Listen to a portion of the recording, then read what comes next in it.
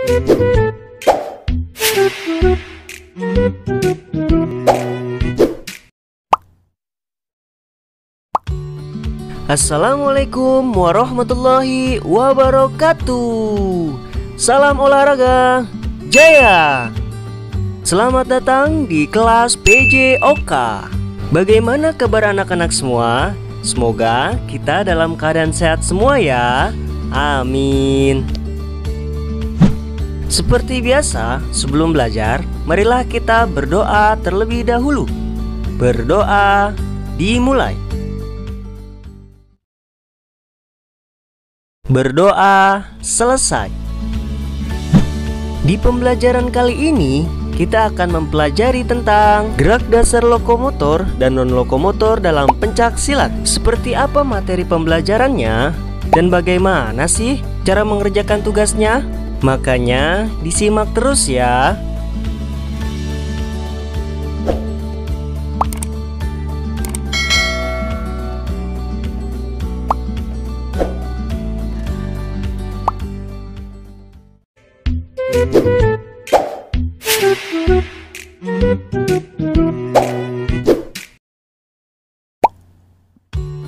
Pencak silat merupakan seni bela diri asli Indonesia. Sebagai budaya asli, pencak silat memuat nilai-nilai luhur bangsa. Pencak silat berkembang secara turun-temurun hingga saat ini. Budaya bangsa ini perlu dilestarikan dengan mempelajari gerak dasar pencak silat dengan sungguh-sungguh. Jangan sampai pencak silat diakui oleh bangsa lain. Latihan pencak silat dengan tekun dapat menghasilkan gerak dasar yang baik. Pada pembelajaran ini, kamu akan belajar gerak dasar pencak silat. Kamu dapat mempraktikkan gerakan dasar pencak silat tersebut. Dengan berlatih pencak silat, kamu akan tumbuh menjadi anak sehat dan tangguh. Dan kamu pun akan menjadi generasi yang turut melestarikan budaya bangsa Indonesia. Baik anak-anak, selanjutnya kita masuk ke tujuan pembelajarannya. Yang pertama, siswa dapat menjelaskan gerak dasar lokomotor dan non-lokomotor pada pencak silat. Yang kedua, siswa dapat menjelaskan gerak dasar lokomotor dan non-lokomotor pada pencak silat. Berikutnya materi pembelajarannya. Yang pertama, pengertian. Yang kedua, teknik dasar. Yang ketiga, tugas praktik. Kita masuk pembahasan yang pertama, yaitu pengertian.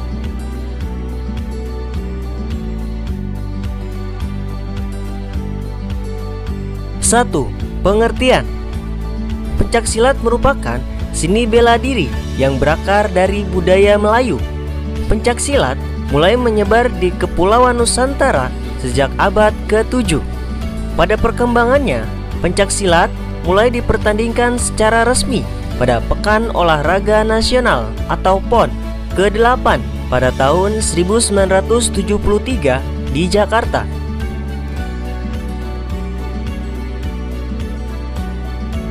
Pada tahun 2002, pencak silat dikenalkan sebagai bagian program pertunjukan di Asian Games di Busan, Korea Selatan. Akhirnya, pada Asian Games 2018, pencak silat untuk pertama kalinya dipertandingkan. Selain pencak silat, apa saja jenis-jenis bela diri? Seni bela diri antara lain karate, judo, dan taekwondo.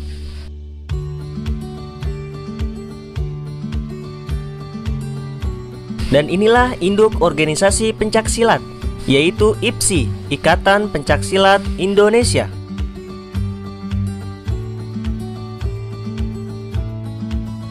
2. Teknik dasar.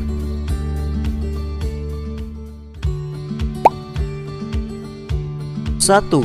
Arah dalam pencak silat. Arah adalah sasaran dalam melakukan gerakan. Arah digunakan saat melakukan pembelaan maupun serangan.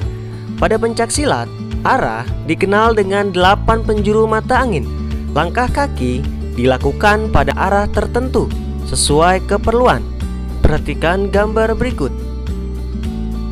Dilihat dari gambar tersebut, Ini adalah sebagai titik awal berdiri atau titik pusat. Yang dimaksud arah adalah arah depan, serong kanan depan, samping kanan, serong kanan belakang, belakang, serong kiri belakang, samping kiri, serong kiri depan.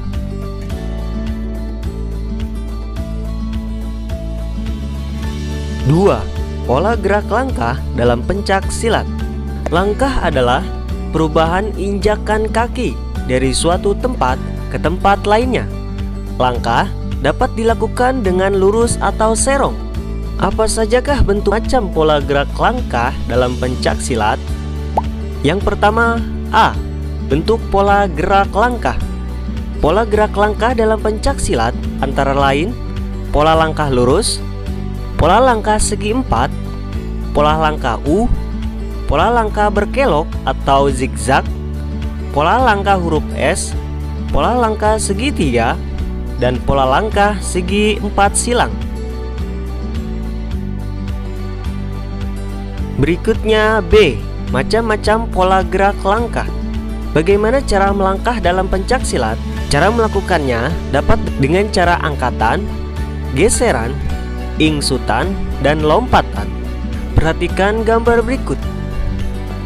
Untuk gambar 4.4, langkah angkatan, cara melakukannya adalah salah satu kaki diangkat pada tempat tertentu yang sesuai dengan tujuan dan arah. Dan untuk gambar 4.5, langkah geseran, cara melakukannya adalah salah satu kaki digeser namun ujung kaki atau tumit menyentuh lantai. Kemudian kaki yang digeser tersebut diletakkan pada tempat tertentu yang sesuai dengan tujuan dan arah. Untuk gambar 4.6, langkah ingsutan, cara melakukannya adalah geser telapak kaki dari lantai menggunakan tumit, tidak diangkat. Telapak kaki keluar dan dalam. Bisa juga dilakukan dengan gerakan tumit atau telapak kaki sejajar atau searah.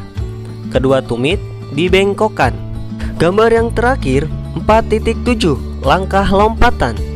Cara melakukannya adalah salah satu kaki bertolak, kemudian diikuti oleh kaki yang lainnya. Pada saat melakukan lompatan dan ingin melakukan pendaratan, terdapat dua cara, yaitu pada salah satu kaki yang mendarat diletakkan di tempat tertentu yang sesuai dengan tujuan dan arah, kemudian diikuti oleh kaki yang lainnya. Kedua, kaki melakukan pendaratan cara bersama-sama. Berikutnya 3. Gerak non-lokomotor sikap kuda-kuda. Sikap kuda-kuda menunjukkan kaki dalam keadaan statis atau non-lokomotor. Kuda-kuda mementingkan penempatan posisi kaki. Kuda-kuda yang baik dapat mendukung pelaksanaan gerak dasar pencak silat. Kuda-kuda berguna saat bertahan maupun menyerang. Apa saja bentuk sikap kuda-kuda dalam pencak silat? Yang pertama, A. Kuda-kuda depan. Perhatikan gambar berikut. Cara melakukannya adalah posisi salah satu kaki berada di depan, kaki lainnya berada di belakang. Berat badan ditopang kaki depan. Posisi kedua telapak kaki membentuk sudut kurang lebih 30 derajat. Kuda-kuda depan meliputi kuda-kuda depan lurus dan kuda-kuda depan serong. Berikutnya B. Kuda-kuda belakang. Perhatikan gambar berikut. Kuda-kuda belakang adalah kuda-kuda dengan sikap salah satu kaki di depan, sedangkan kaki lainnya di belakang. Berat badan ditopang oleh kaki belakang. Posisi telapak kaki dengan lurus. Posisi telapak kaki belakang membentuk sudut kurang lebih 60 derajat. Berikutnya C. Kuda-kuda tengah. Perhatikan gambar berikut. Bagaimana cara melakukannya? Awalnya berdiri dengan posisi tegak, kemudian kedua kaki melebar ke samping. Tekuk kedua kaki. Berat badan ditopang secara merata oleh kedua kaki. Berikutnya D. Kuda-kuda samping. Perhatikan gambar berikut. Cara melakukannya adalah dari gambar tersebut dapat dilihat posisi kedua kaki melebar. Tubuh dan berat badan ditopang oleh salah satu kaki yang menekuk. Berikutnya 4. Gerak non-lokomotor sikap pasang. Sikap pasang adalah sikap menghadapi lawan untuk memulai atau membalas serangan.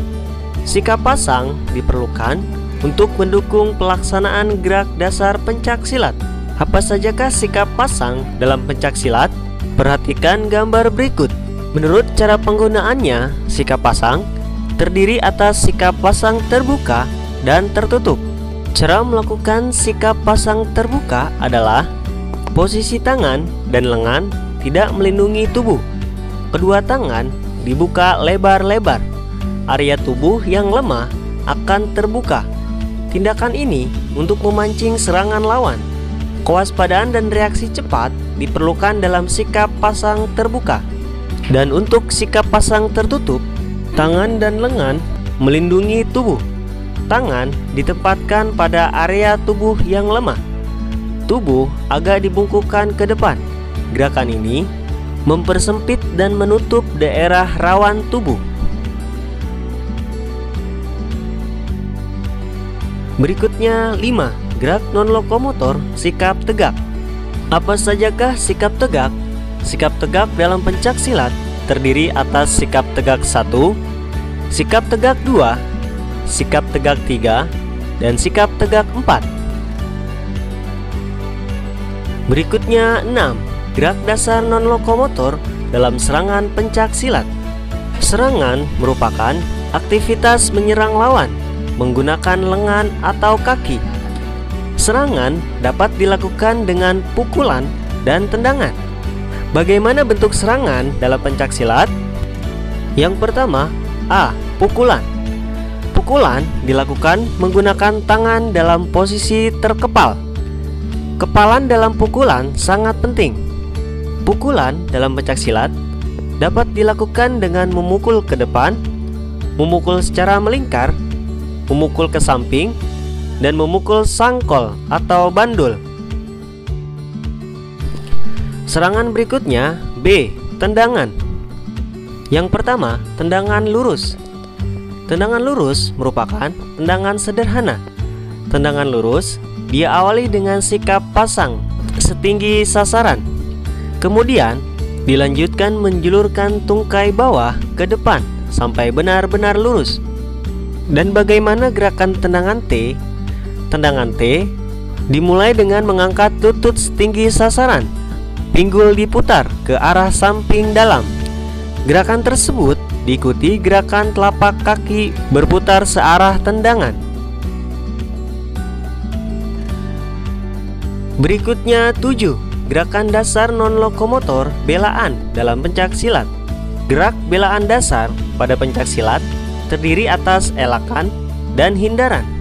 Bagaimana cara melakukannya? Yang pertama, elakan. Elakan dilakukan untuk tangan tanpa berpindah tempat. Yang pertama ada elakan hadap dan yang kedua elakan samping. Berikutnya B. Tangkisan. Tangkisan belaan untuk menggagalkan serangan lawan. Ada banyak cara dalam menangkis serangan lawan. Berikut macam-macam tangkisan dalam mematahkan serangan lawan. Perhatikan gambar berikut. Tangkisan terbagi dari tangkisan dalam, tangkisan luar, tangkisan atas, dan tangkisan bawah. Nah, setelah kalian mempelajari materinya, berikutnya langkah-langkah kegiatan. Yang pertama, gunakan seragam olahraga, tidak menggunakan sepatu atau sandal. 2. Sebelum melakukan kegiatan, berdoalah terlebih dahulu. Ketiga, lakukan pemanasan. Keempat, lakukan gerakan kuda-kuda, pukulan, tendangan, dan tangkisan. Yang kelima, akhiri kegiatan praktik dengan pendinginan dan berdoa.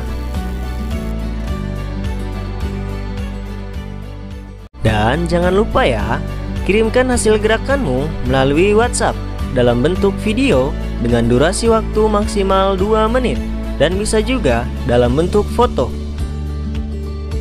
Tapi sebelum mengirimkan videomu, silakan kalian latihan terlebih dahulu selama 15 menit. Pada pelajaran ini, kamu telah mempelajari variasi dan kombinasi gerak dasar non-lokomotor dan lokomotor pada pencak silat. Pembelajaran pencak silat ini dapat membentuk sikap mensyukuri dan menghargai kesehatan tubuh, serta melatih tanggung jawab, percaya diri, toleransi, dan disiplin. Gerak dasar pencak silat dapat dikuasai dengan berlatih tekun dan disiplin. Aktivitas gerakan pencak silat juga dapat meningkatkan kebugaran tubuh. Aktivitas ini hendaknya diikuti dengan penguasaan sikap dan gerak dasar yang benar. Tujuannya untuk meminimalisasi risiko cedera. Mari praktikkan sikap dan gerakan dasar pencak silat dengan semangat dan percaya diri. Itulah tadi tugasnya, semoga dapat dipahami. Selamat mengerjakan. Terima kasih. Wassalamualaikum warahmatullahi wabarakatuh. Salam olahraga jaya. Thank you.